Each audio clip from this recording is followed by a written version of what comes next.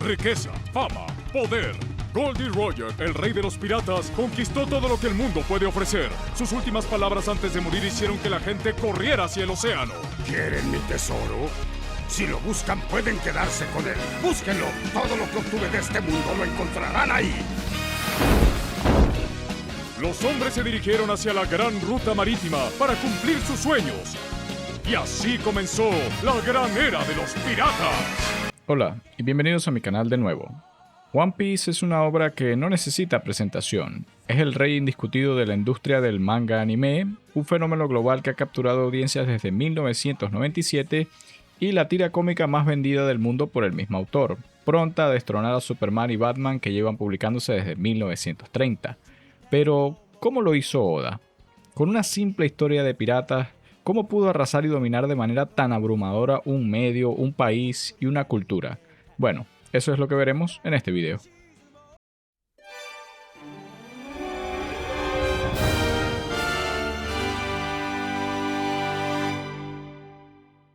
Como toda leyenda, Oda tiene claras inspiraciones. La más famosa y conocida es Vicky the Viking, que fue una vieja animación de los años 70 que inspiraría a Oda para que su obra de manga epónima fuera sobre piratas, basado en las exploraciones vikingas. Antes de eso, él intentó hacer distintos one-shot manga como Wanted, un manga de vaqueros donde aparece el elemento de se busca, tan famoso para este género. Luego de ganar varios premios internos de la industria del manga, Oda se coloca como asistente de otros famosos mangakas. El más conocido es Nobuhiro Watsuki, el creador de Rurouni Kenshin o Samurai X como se le conoció en Latinoamérica, donde obviamente tuvo oportunidad de dibujar espadachines y samuráis y tomar prestados elementos del Japón feudal. Casi todos esos elementos se incorporarían en su siguiente one-shot, conocido como Monsters, donde aparece Ryuma, un espadachín ambulante que salva un pueblo de una estafa realizada por bandidos y la destrucción por parte de un dragón. Una premisa funcional como cualquier otra, pero aquí vemos las semillas del estilo Oda, tanto en dibujo como en narrativa, donde le gusta usar y plantear ideas y retomarlas después. Y es aquí donde llegamos al punto que hizo a Oda un autor con un talento único, la humildad. Cuando muchos se enojarían de tener que cambiar sus pilotos, él lo hizo múltiples veces con su obra Romance Dawn, que si no la conocen no es directamente One Piece, sino más bien como una prueba de concepto cuyas temáticas son similares, pero donde el único personaje consistente es Luffy por su apariencia, e incluso no por su personalidad. Así es como otros elementos del mundo, la piratería, Shanks, el abuelo de Luffy, los Nakamas, que son los prototipos de Nami con otros nombres, y Zoro. Aún así, vemos la mayoría de las cosas que retoma en One Piece, excepto el nombre Romance Dawn, que parece título de shoujo o manga para niñas, pero la palabra romance originalmente no tenía nada que ver con el género romántico moderno. Antes un romance hacía referencia a una aventura larga de un héroe por un mundo fantástico, con misterios y tramas por resolver, en contraposición a la palabra novela, que significaba algo más corto y nuevo. En español se dejó de utilizar el término romance y se cambió por novela normal y novela corta para separar la intención literaria de estos formatos. Pero tomando como precedentes obras medievales como Beowulf, Sir Gawain y el Caballero Verde o Roman de la Rose, Oda ya se preparaba para una historia épica en términos de proporciones, una leyenda o una saga que marcaría una era, una obra que vería crecer una generación y que marcaría tendencia. Pero no hay una inspiración más clara que una de las obras fundamentales del canon literario, la Odisea. One Piece es la Odisea moderna, no solo porque ambas tratan sobre un viaje marítimo extenso por varias islas con retos únicos, sino por sus protagonistas, quienes son héroes no ideales en cierto sentido. Son personalidades grandilocuentes con cierto código moral propio, pero que no es aspiracional. Tienen fallas y defectos que hacen el viaje aún más interesante sin ser parangones de la justicia, como marineros al fin. Y claro, a esta mezcla alquímica no podemos dejar de hablar de las similitudes del papá de todos los shonens, Dragon Ball, lo cual Oda admite orgullosamente, siendo que es una historia de aventura primero y luego de pelea, con personajes pintorescos, diseños locos y un mundo muy idiosincrático que refleja los gustos de su autor. Tanto Luffy como Goku parecen ser los motores de estas historias por su curiosidad infantil en un cuerpo superpoderoso, y tal como los niños, solo necesitan una misión sencilla para empezar el más largo de los viajes, al cual se le suma un elenco variado de amigos, rivales, enemigos, cuyo elenco no parece estar completo jamás, pero lejos de ser frustrante, siempre te emociona ver quién más hará parte del mismo. E irónicamente, quizá esta sea la habilidad más importante de One Piece como obra, que es sortear las olas cambiantes de las tendencias, la curiosidad de explorar algo nuevo y la humildad de retrabajar elementos o dejarlos para después, y la siempre buena disposición de su autor de dibujar y escribir más allá incluso de sus propios límites.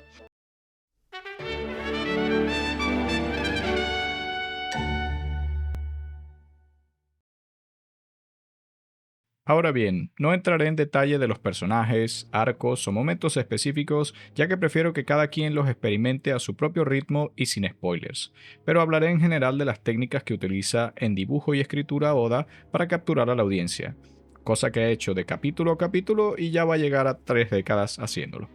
Y para empezar quiero refutar uno de los mitos que se expande por el fandom del anime, y es que One Piece empieza entre comillas lento, y como todo mito nace de información falsa.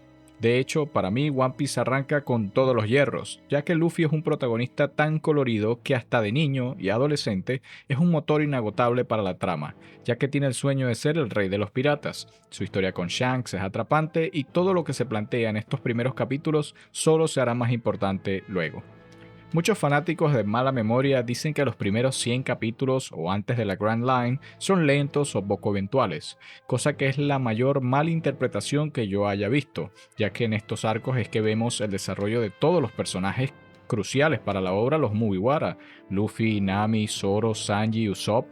Podemos ver sus historias trágicas, sus habilidades, cómo interactúan con un mundo cada vez más raros y uno con el otro. Incluso personajes muy terciarios como Kobe reciben un desarrollo o un planteo que lo hacen un potencial aliado en el futuro. Además de esto, podemos conocer los pueblos, las islas, la marina, la piratería, todos los detalles de cómo funciona el gobierno, el dinero, la navegación y los retos de la meta que sería encontrar el One Piece. La gente subestima un poco estos arcos iniciales porque hace décadas que no los ven, y bueno, capaz vieron la adaptación de 4Kids que sí tergiversó muchas de las cosas. Pero yo argumento que aquí es donde Oda es fiel al estilo Toriyama, de que cada capítulo de manga debe ser impactante en dibujo y en historia. Leer One Piece es un placer por la capacidad de Oda de manejar los elementos visuales que facilitan la lectura, y su estilo caricaturesco le da mucha libertad de crear diseños de personajes más aventurados que aquellos que solo quieren que todo se vea cool. Por otro lado está la guionización, donde Oda minimiza los textos solo a lo necesario, usando elementos como el narrador, flashbacks e información comunicada de forma visual que hacen que cada capítulo sea denso en información. Aquí vemos que él planta las semillas que años después se volverán teorías o hechos. Famosas son sus siluetas, que no se parecen en nada al personaje final, pero tiene sentido ya que hablamos de especulaciones visuales de otros personajes. De esta forma, cada capítulo te cautiva momento a momento, y al mismo tiempo, cada arco se compone de una serie de capítulos interconectados con las mismas semillas narrativas y visuales.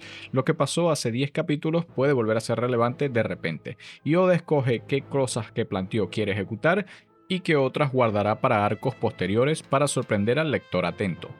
Aunque nada es consistente ni perfecto, eso no es lo importante. Oda sabe que las historias son viajes emocionales, y es el manejo de las emociones donde él ejerce su maestría total. Con esta obra tú te vas a reír, vas a llorar y vas a gritar de la emoción. Vas a sentir la desesperación y el regocijo con estos personajes, ya que están representados como si fueran tus amigos, tus nakamas, y tienes tanto tiempo para conocerlos que se sentirán como parte de tu vida. Otra cosa es que en One Piece es preferible ser emotivo que ser predecible. ¿A qué me refiero? Muchos critican a veces su sistema de poder por no estar bien definido, como el de Hunter x Hunter, o sus peleas por no ser tan estratégicas como las del Naruto temprano.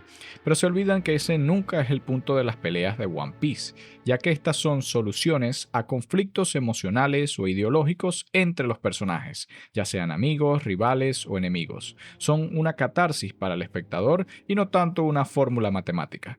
Y en este sentido, en lugar de tener que diseñar un sistema de poder súper intrincado, con fórmulas para que la gente haga teorías en YouTube al estilo Togashi o Gege Akutami, One Piece utiliza la lógica Pokémon del combate. Es decir, es más importante que sea intuitivo para el espectador que sea lógico para el jugador. Un poco como el Yu-Gi-Oh temprano, que tomaba más prestado de la imaginación de una partida de Dungeons and Dragons que el Yu-Gi-Oh de hoy, que requiere una maestría universitaria para entender cómo se hacen esos combos.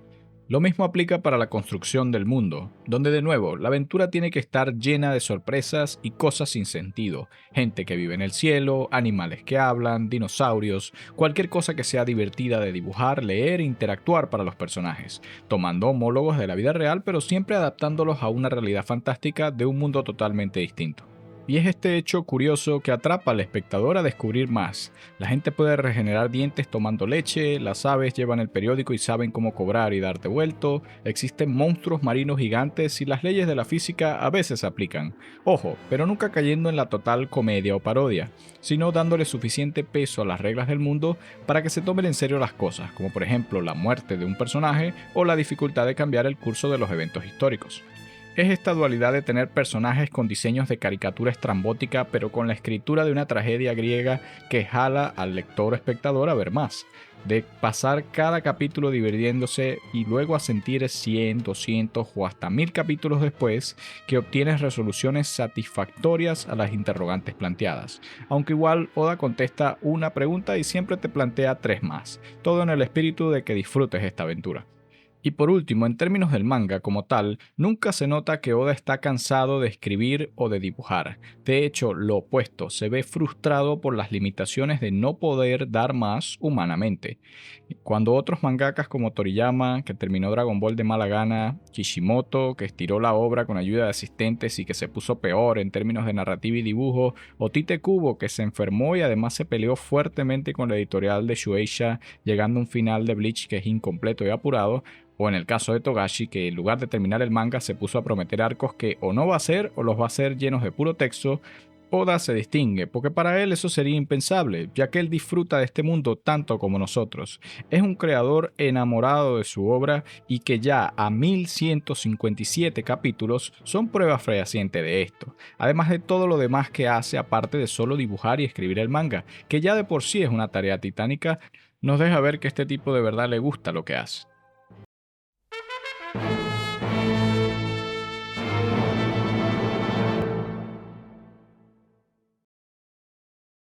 Otra cosa que favorece a One Piece es que es un manga, pero no cualquier manga, es un super manga, y me refiero a que aprovecha el medio en toda su capacidad, a diferencia de otros autores que ruegan por adaptaciones de anime para mejorar su calidad de dibujo o que necesitan apoyo de otros medios. One Piece es una experiencia completísima solo leyendo el manga.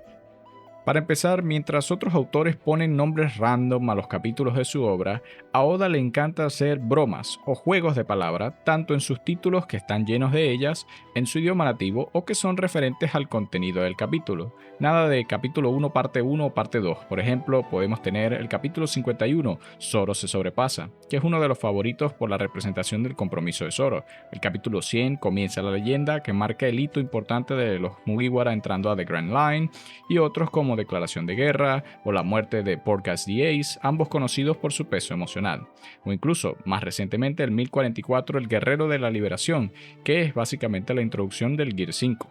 Pero la cosa no termina ahí. También Oda utiliza las portadas de 5 formas increíbles. La primera, que muchos fanáticos del anime no conocen porque nunca han sido animadas, son los arcos de las portadas. Sí, arcos narrativos en las portadas. Oda utiliza solo una página para seguir personajes secundarios en mini historias completamente canónicas que tienen datos cruciales para la trama o situaciones hilarantes.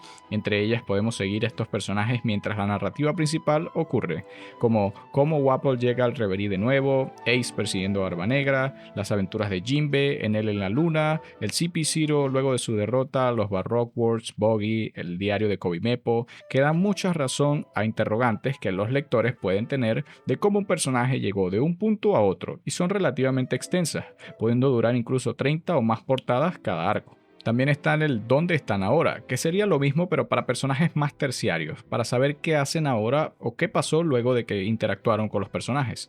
Duran 1 o 2 portadas y es solo para saber qué fue de ellos o hacer un chiste o mostrar una situación de su vida, Yabura, Bellamy, entre otros. Otro uso son las peticiones de portada por parte de los fans que le piden a Oda que dibuje a tal personaje haciendo esto, comiendo, entrenando o en una situación no canon o what if. Esto sirve como un espacio de aprecio que él le tiene a sus fanáticos y sirven como transición entre las mini historias. También está la serie Los sombreros de paja y animales, que aparecieron al principio porque a él le gustaba mostrarle el aprecio que le tenía a sus personajes y ganaba mucho al dibujarlos junto con elementos que a él le parecen divertidos o interesantes. Son detalles que se agradecen porque muestran mucho el cariño que le tiene a la obra. Pero quizá nada demuestra el cariño que él le tiene a la obra como las portadas a color. Dios santo, las portadas a color de Oda. Es una práctica común en la industria hacer esto como homenajes a los 100 capítulos o a las encuestas de popularidad o cuando sale una película, pero Oda a veces solo se le antoja dibujarlas y cuando sabes lo ocupado que está este señor te das cuenta lo mucho que significa esto. Y tan solo véanlas, Dios mío, cada una tiene colores vibrantes, composición de imagen fluida, dibujos impecables, cada una fácilmente puede ser un cuadro que puedes imprimir y colgar en tu casa por su nivel de detalle. Al mismo tiempo siempre muestran el espíritu del arco actual o los estados emocionales de los personajes que la protagonizan, o son referencias a la cultura popular, futurismo, Halloween, vaqueros, samuráis, usualmente enfocado en los Mugiwara.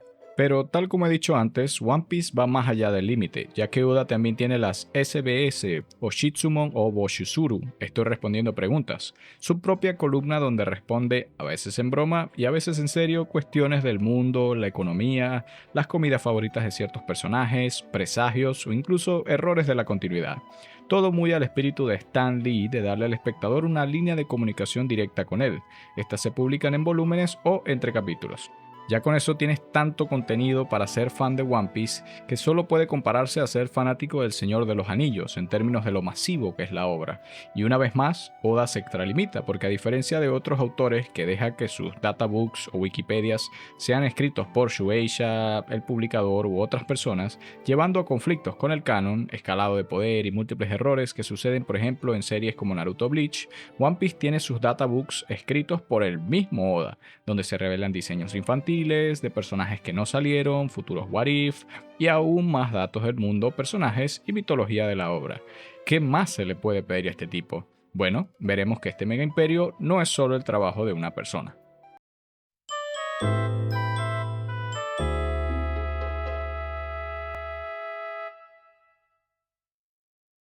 Como era natural, un manga exitoso necesita su respectiva adaptación de anime, creada por quien más que el estudio Toei, famoso por su trabajo en la saga Dragon Ball.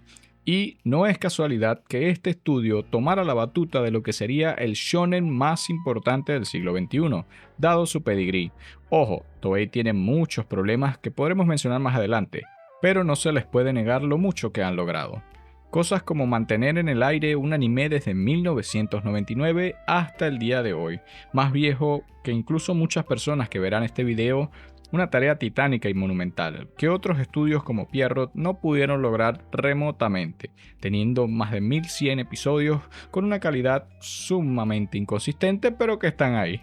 Yo debo decir que sí he disfrutado mucho del anime de One Piece, desde los arcos tempranos hasta el principio de Whole Cake cuando dejé de verlo de forma seguida.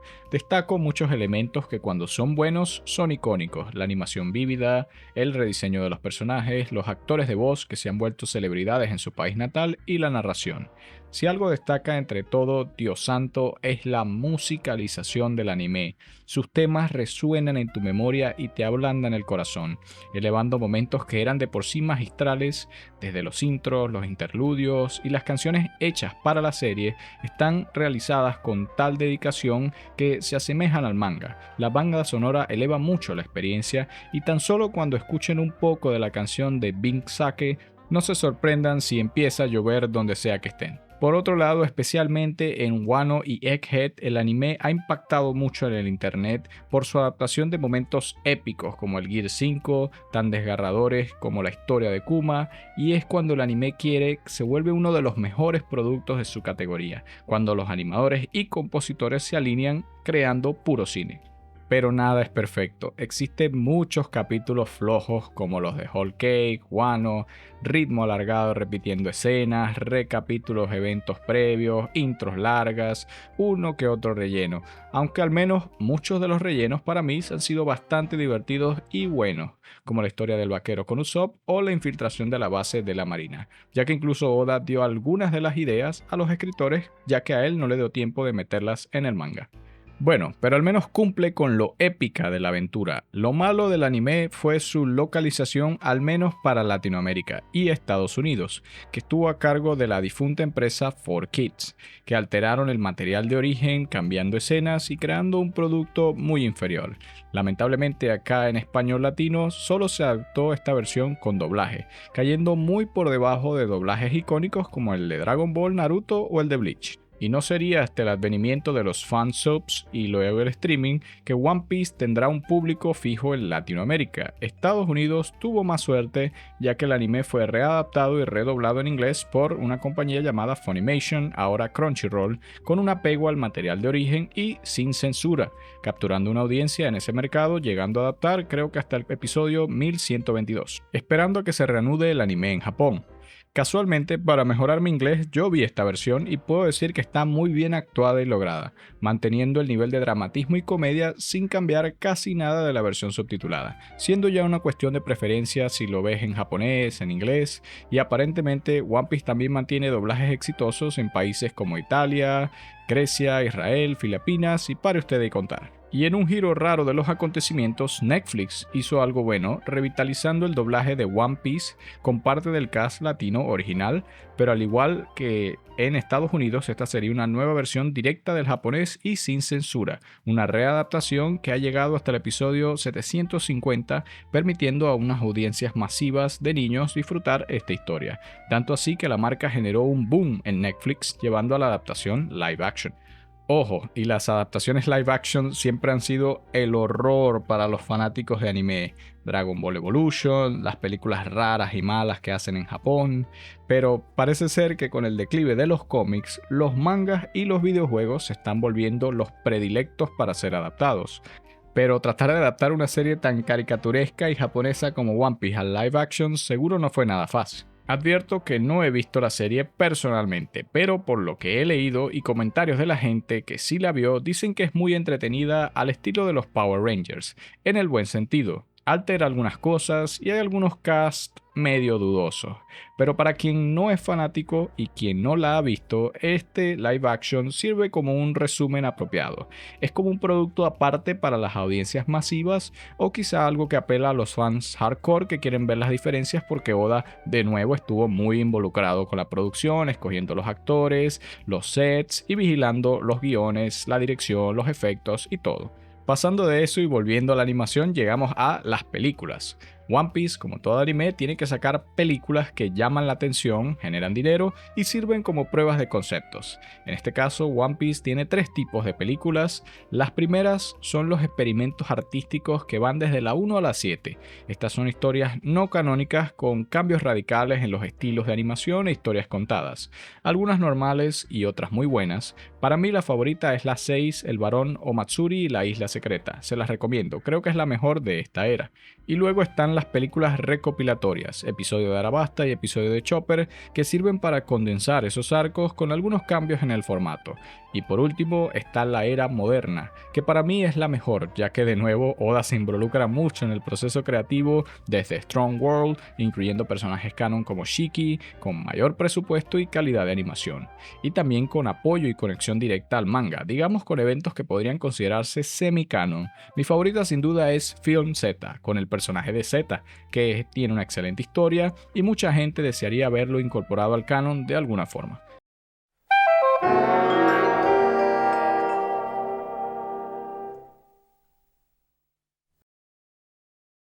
Tal como el ya mencionado Tolkien con El Señor de los Anillos o Star Wars de George Lucas, no la basura de Disney, One Piece es un mundo a explorar para sus fanáticos. Es tan rico en contenido, lore, personajes, historias y demás que varias personas pueden dedicar su vida a explorar, teorizar, traducir o hablar con otros sobre los aspectos favoritos de esta obra. Hablamos por supuesto de una obra que vale la pena seguirle y colaborar para ella. Como otras fanaticadas, al menos en español, tenemos que agradecer el trabajo no remunerado de gente que tradujo y subtituló la serie mucho antes de que las compañías vieran la rentabilidad de estos mercados, a veces hasta con mejores traducciones que las oficiales. Los escáneres, los dibujantes, los comunicadores que mantienen las noticias fluyendo como Morgans. Al mismo tiempo tenemos los enciclopedistas de One Piece, quienes el mismo Oda ha agradecido por recopilar los detalles, poderes, eventos que hasta él mismo y sus asistentes se les olvidan a veces. Para dar continuidad, gente que organiza las wikis, actualizan los portales e incluso los analistas a detalles. El más famoso creo que es Library of Ohara, que tiene un sitio web donde hace breakdowns de los capítulos, incluyendo traducciones y simbolismos culturales profundos, así como una teorización muy precisa. Y la labor de cariño no termina ahí. One Piece es su propio género en YouTube.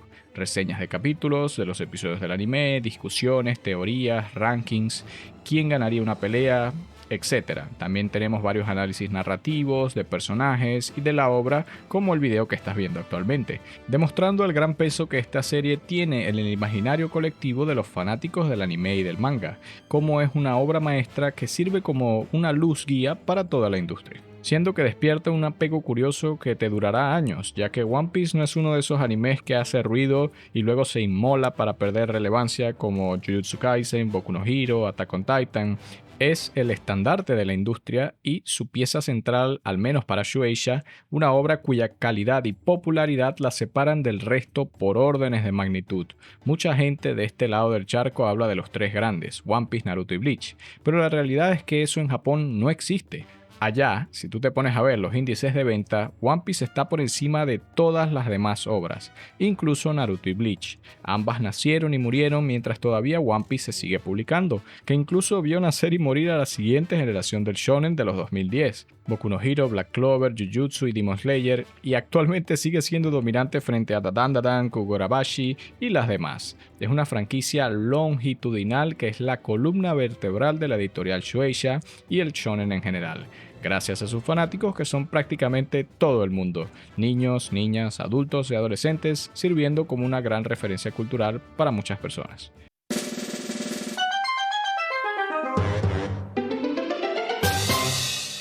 Para ir cerrando también tenemos que hablar de los números. Usualmente yo soy el primero que dice que la popularidad no significa que algo sea bueno o decente. Ahí tenemos las películas de Jurassic Park luego de la 1, una más mala que la otra pero rentables. Aunque también es cierto que cuando las estrellas se alinean, un producto puede marcar una generación tanto por su calidad como por su popularidad. De nuevo el mencionado Señor de los Anillos, Star Wars original o Harry Potter son estos productos que no se hacen íconos siendo mediocres. En el caso de One Piece tenemos el manga más vendido de la historia, con hasta ahora 528 millones de copias de sus volúmenes vendidas, 228 millones por encima de Doraemon, el manga que le sigue. También es la tira cómica escrita y dibujada por el mismo autor más vendida de la historia. Como franquicia literaria de ventas, también solo está por detrás de Harry Potter y en términos de solo cómics ya superó a Batman, que tenía 428 millones y que está publicándose desde 1939, y para el fin de su publicación seguramente superará a Superman, el actual número 1 que tiene 600 millones de ventas y que lleva publicándose en múltiples versiones desde 1938. Hablando de estas cifras, tenemos que dimensionar el fenómeno de ventas que es esta franquicia, que ya superó más de 20.000 millones en ganancia en su historia, compitiendo con marcas como Pokémon, Dragon Ball, Disney, Spider-Man, Barbie y Mario, con la mayoría de sus ingresos por las ventas directas del manga y además de las distintas monetizaciones, en especial el merchandising. Para quien no lo sepa, el merchandising es quizás lo más lucrativo que existe en el mundo. Hablamos de juguetes, camisas, gorros, estampitas, llaveros. De hecho, muchas marcas hacen más del merchandising que de los productos que las originaron, como Pokémon y Digimon, por ejemplo. Por lo cual es notable que en un mercado tan vorazmente competitivo, One Piece haya calado un sector de la audiencia importante. Hablamos de tener restaurantes temáticos, los eventos en la Tokyo Tower, la tienda Mugiwara, los gimnasios temáticos, la Choppermanía, quien funge como la mascota adorable de la marca. ¿Y te acuerdas cómo Filadelfia colocó a Rocky en la cima de las escaleras como ícono luego de la película? Bueno, la prefectura Kumamoto, de donde Oda proviene, le hizo estatuas a los 10 Mugiwaras a lo largo de todas sus localidades, siendo una atracción turística y un símbolo para su autor, quien es el héroe local. Y esto no es solo por ser excelente mangaka, es que Oda ayudó a reconstruir su localidad luego de que 2 terremotos la dañaran, donando mucho dinero y apoyando a su comunidad. Además de esto, el sensei es conocido por ser un tipo amable, un padre y un esposo dedicado, además de ser un excelente colega, cosa que se nota por sus colaboraciones con Masashi Kishimoto, el autor de Naruto, y sus frecuentes colaboraciones donde dibuja personajes de otros mangakas, y más importante aún, que otros mangakas siempre dibujan fanart de su obra, donde vas a encontrar a casi todo el mundo: Boichi, Kishimoto, Kubo, Murata y hasta el mismo Toriyama.